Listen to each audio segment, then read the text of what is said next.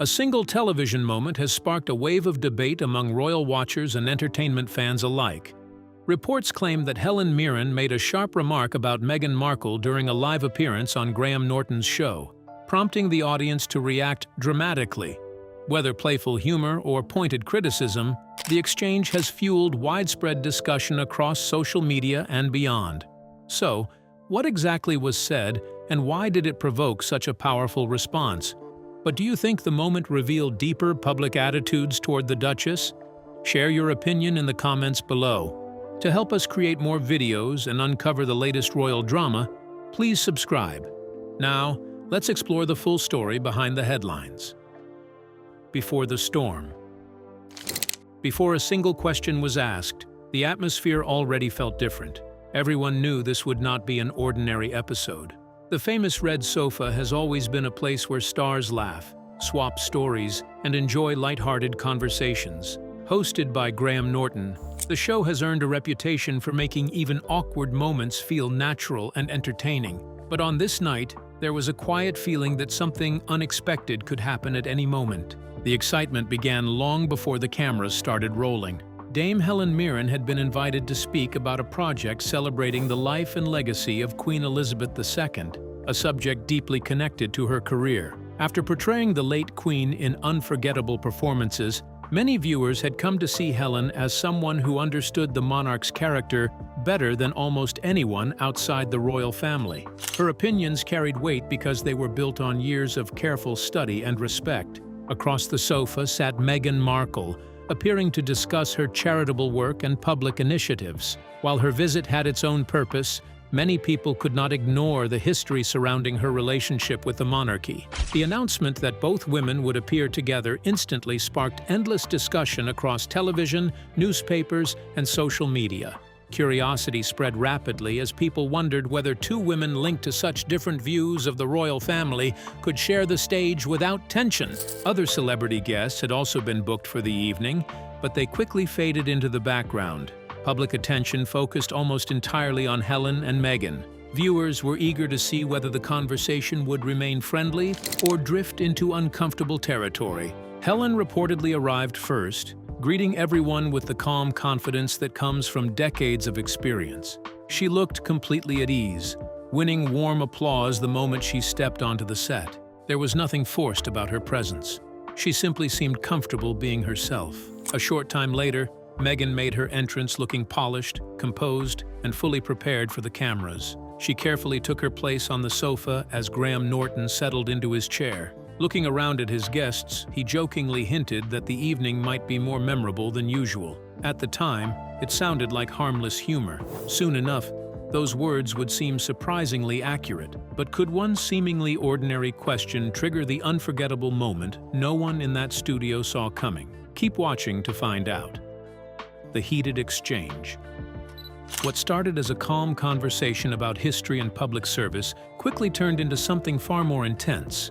Norton opened with a simple question for Helen Mirren about her latest documentary celebrating Queen Elizabeth's remarkable life. Helen answered with quiet admiration, speaking about a woman who devoted almost every waking moment to serving her country. She explained that, after years of portraying the late Queen and studying her life, she had come to understand that duty was not something Elizabeth carried unwillingly.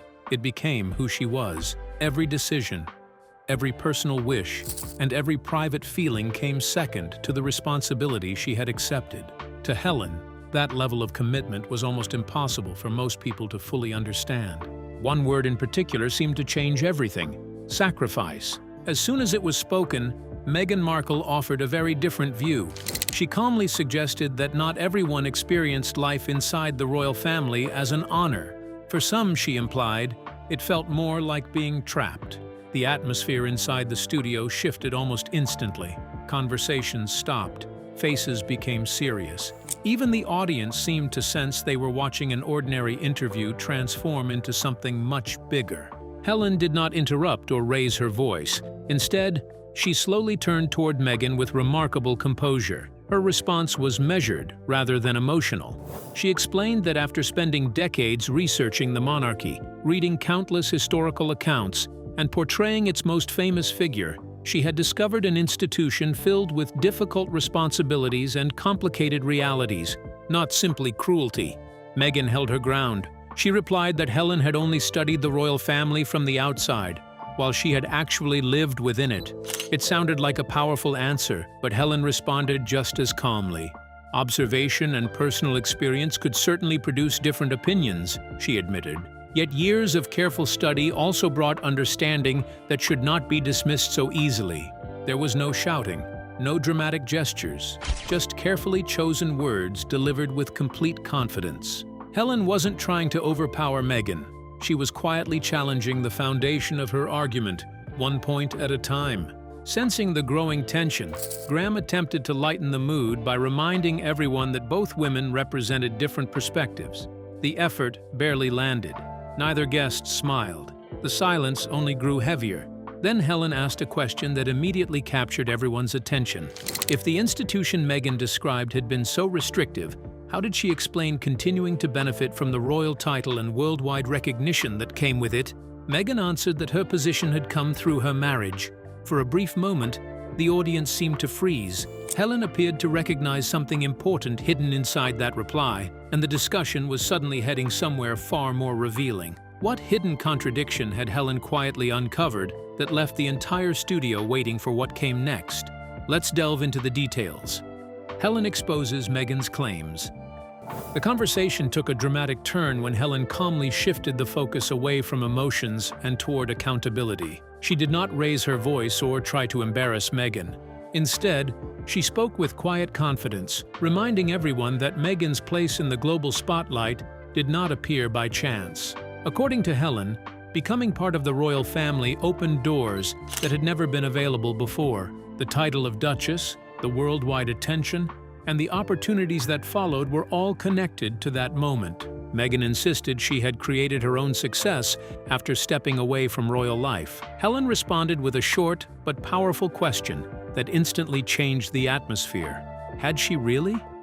Those two simple words hung in the air as the audience waited for a convincing reply. Helen continued by pointing out that many of Meghan's biggest projects arrived only after she became connected to the monarchy. Major media contracts, best-selling books, international interviews, and speaking events all seemed linked to the royal title. Then she challenged everyone watching to imagine the same situation without that connection. If the royal name disappeared, what would still attract the same level of worldwide attention? It was the exact question many viewers were already asking themselves. For a brief moment, the studio became unusually quiet. Meghan appeared to search for the right response, but the silence only made the question feel even heavier. Rather than allowing the discussion to move on, Helen explained that lasting respect comes from years of proven work. She reflected on her own career, saying every honor she received was built through decades of dedication, patience, and consistent performances instead of a single life-changing event. Meghan replied that she had already enjoyed success before meeting Prince Harry. Helen acknowledged that she had indeed worked as an actress, but argued there was a clear difference between being recognized within an industry and becoming one of the world's most talked-about public figures. In Helen's view, honesty about that timeline mattered. The discussion then moved to Archewell, the organization Meghan often highlights as proof of her independent work. Helen explained that she had looked into the foundation and found polished presentations, inspiring messages, and carefully written promises. However, she said she struggled to find clear evidence showing measurable achievements or lasting results that matched the bold claims. That observation caught everyone off guard. Instead of criticizing personalities, Helen asked for something much simpler: proof. She wanted examples that could be verified, real accomplishments that demonstrated meaningful change rather than impressive headlines. Once again, the audience waited as the question lingered unanswered. But if this exchange revealed only one side of Helen's thinking, what does her own history with the monarchy reveal? Could her long-standing understanding of the crown explain why she challenged Meghan so directly? Stay with us as we uncover Helen's relationship with the royal family. A life studying royalty. Helen Mirren's connection to the royal family was never built through blood or marriage. Instead, it grew through years of careful study, respect, and a genuine desire to understand one of Britain's most remarkable monarchs. Long before she became closely associated with Queen Elizabeth II on screen, Mirren had already earned a reputation as one of the finest actresses of her generation.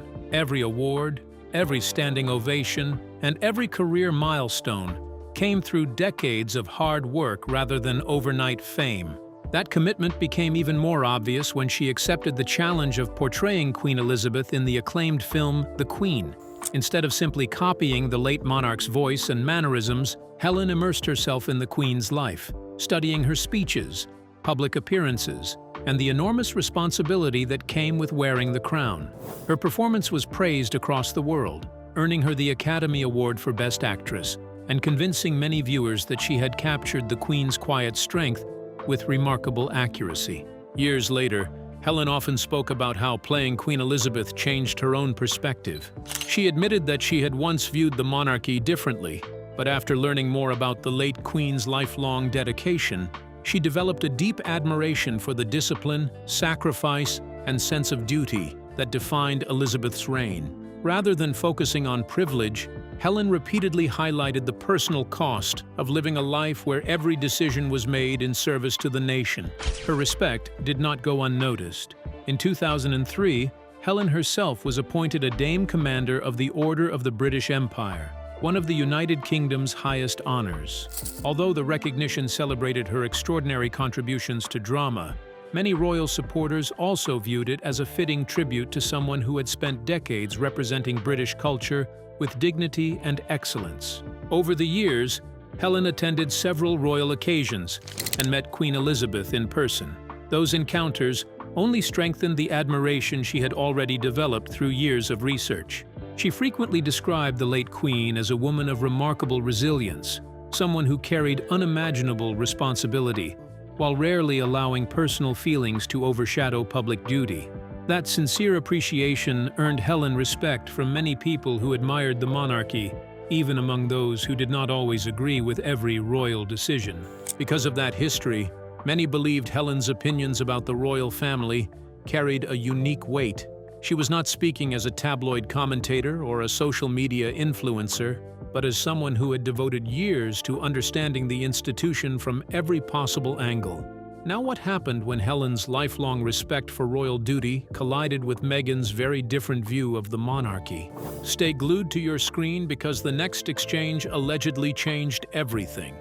The breaking point. Before moving on, the conversation took an even sharper turn. What had started as a tense exchange suddenly became deeply personal, and everyone in the room seemed to realize that neither woman intended to step back. The mood shifted the moment Meghan reportedly declared that she refused to be questioned by an actress. The words hung in the air, expecting to silence the discussion. Instead, Helen answered with remarkable calm. She did not raise her voice or show anger. Her response was measured, but every sentence carried weight.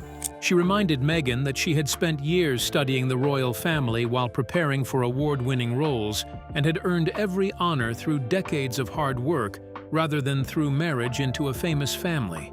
For a few seconds, the audience seemed frozen. The applause that followed felt almost secondary to the stunned silence that came first. People were no longer watching another celebrity interview.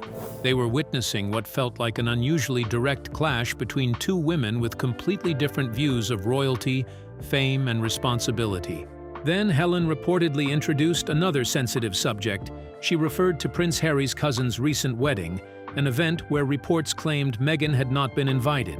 Meghan dismissed those reports as another invention from the tabloids, insisting they could not be trusted.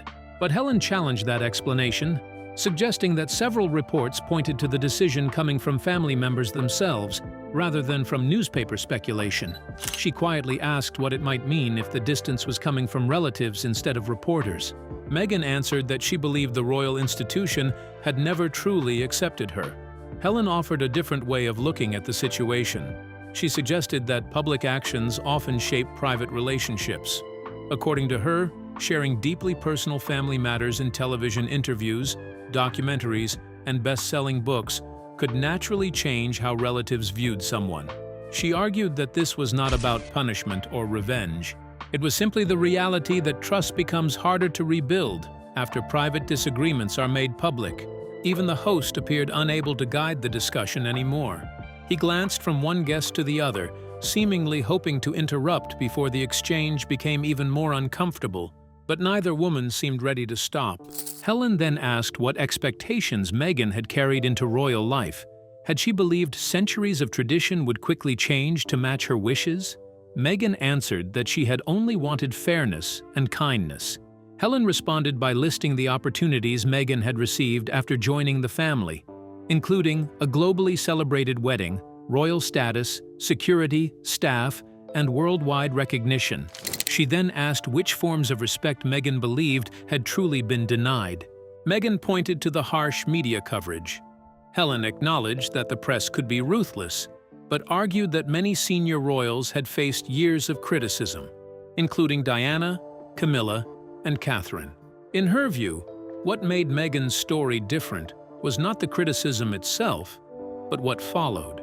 She suggested that interviews, streaming projects, and best-selling memoirs had turned deeply personal conflicts into profitable public stories. Her final observation reportedly echoed across the silent studio. Perhaps this was no longer simply about telling the truth, but about turning pain into business. If those words shook the audience, what happened once the cameras stopped rolling proved even more surprising. Did the confrontation truly end there?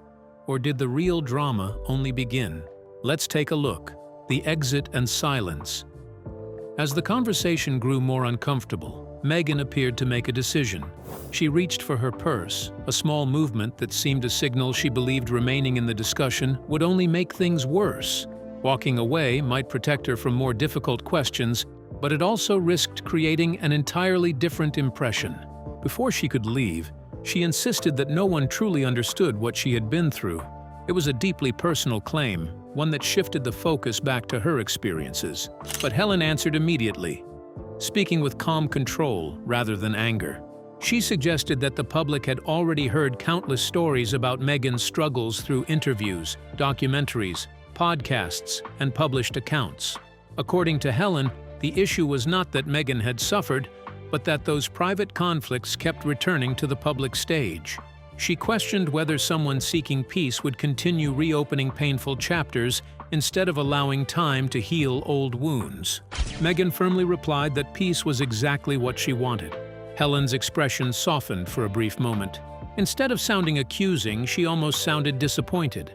She quietly suggested that real peace sometimes means stepping away from public battles rather than continuing to revisit them. Every new interview, every fresh revelation, she argued, seemed to keep the same disagreements alive instead of putting them to rest. Then the atmosphere shifted completely. Helen leaned forward and asked a question that caught everyone off guard.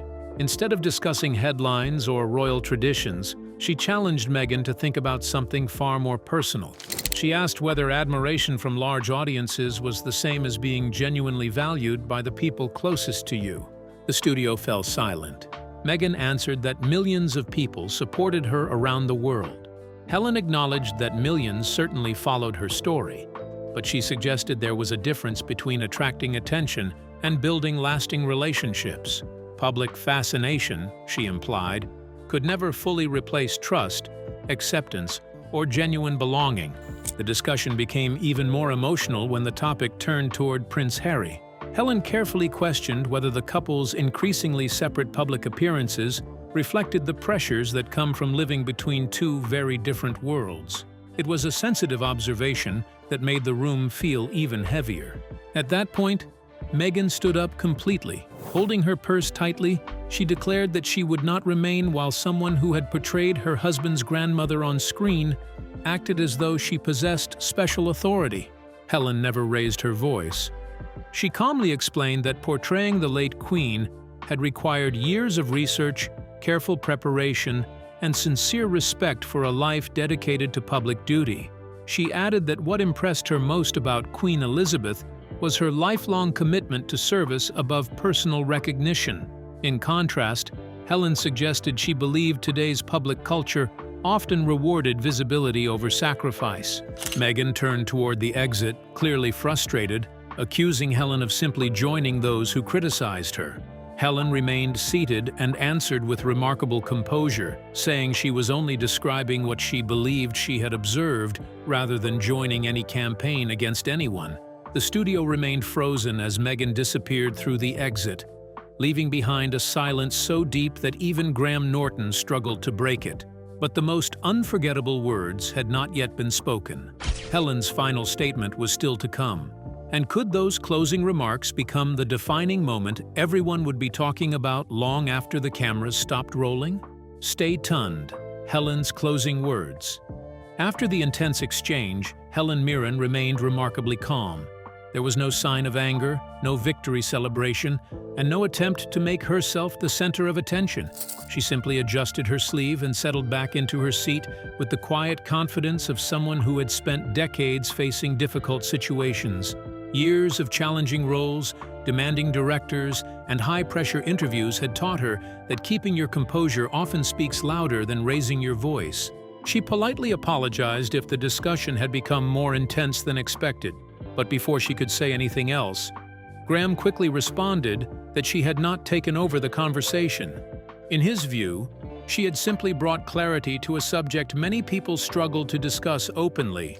Even the comedian sitting beside them, who had stayed silent throughout the exchange, admitted he had no joke that could follow what had just happened. His honest reaction finally broke the tension. Helen laughed warmly, and for the first time during the interview, the atmosphere became lighter. The audience seemed to relax, as if they had all been holding their breath without realizing it. Just as the conversation appeared ready to move on, Helen asked for one final moment to speak directly to viewers watching at home. The studio immediately fell silent. She began with a surprising confession. She explained that she had not grown up as a supporter of the monarchy. In fact, her family held very different views, and they were shocked when she accepted the role of Queen Elizabeth II years earlier. But everything changed after she spent months studying the late Queen's life. The more she learned, the more she admired the enormous responsibility that came with the crown. She came to see a woman who consistently placed duty ahead of personal comfort, sacrificing much of her private life in service to others. Helen then suggested that true public service often requires putting personal feelings aside. She contrasted that belief with people who, in her opinion, benefited from the institution while continuing to criticize it afterward. Without naming every detail, she argued that receiving extraordinary opportunities, while focusing mainly on complaints, created a difficult contradiction that many members of the public found hard to ignore. Her words were followed by slow, thoughtful applause. It was not loud excitement, but quiet agreement. One guest shared a touching memory of his grandmother faithfully watching the Queen's Christmas broadcasts every year. Helen smiled and said those loyal people were also on her mind. She believed many ordinary viewers admired the Queen's lifetime of service and felt someone should speak in defense of that legacy. When the episode aired, the conversation quickly spread across television, newspapers, and social media. Short remarks from Helen were repeated everywhere because they raised questions many people had quietly discussed for years. Meghan's representatives later described the interview as unfair, while Helen's team insisted her comments were completely spontaneous, shaped by decades of studying the monarchy, rather than by any planned attack. Perhaps that was why her words carried such weight. She had no reputation left to build, and no career left to prove. Every opinion came after decades of experience, careful observation, and countless hours of understanding Britain's most famous family. But what exactly changed Helen Mirren's opinion of Queen Elizabeth II after years of skepticism? What private qualities did she discover that transformed criticism into deep admiration? Stay with us as we uncover Helen Mirren's genuine views on Queen Elizabeth II. Helen's genuine royal admiration.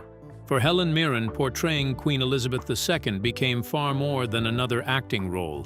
It was an experience that completely changed the way she viewed the late monarch and the extraordinary life she lived. Before stepping into the Queen's shoes, Mirren admitted she had not fully appreciated the enormous weight of the crown.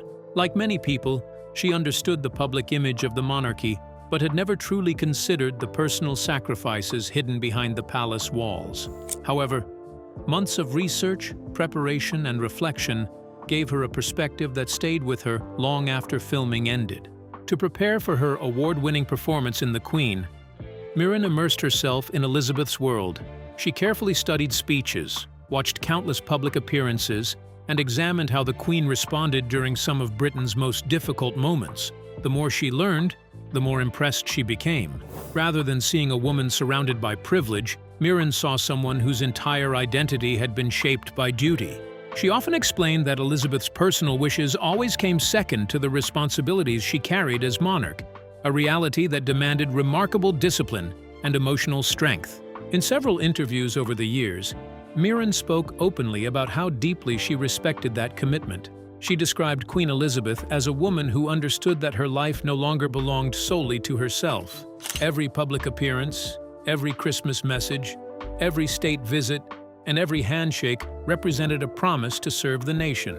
According to Mirren, very few people could fully understand what it meant to wake up every single day knowing that personal freedom had been permanently replaced by lifelong obligation. That admiration only grew stronger with time. Rather than viewing the Queen as distant or unapproachable, Mirren came to see her as someone who carried unimaginable pressure with extraordinary composure. Even during periods of public criticism, political uncertainty, and personal heartbreak, Elizabeth rarely allowed her emotions to overshadow her duty. To Mirren, that quiet resilience became one of the defining qualities of the late monarch's remarkable reign. When Queen Elizabeth passed away, Helen Mirren's tribute reflected that profound respect. She described the Queen as the very definition of dignity and unwavering service, calling her a figure who had provided stability through decades of enormous global change.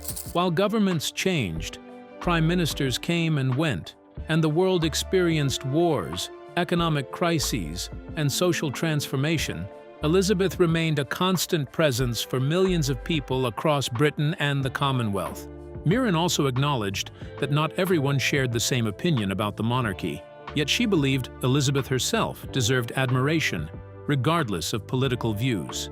She explained that through patience, self-discipline, and an unshakable commitment to duty, the Queen became much more than a monarch.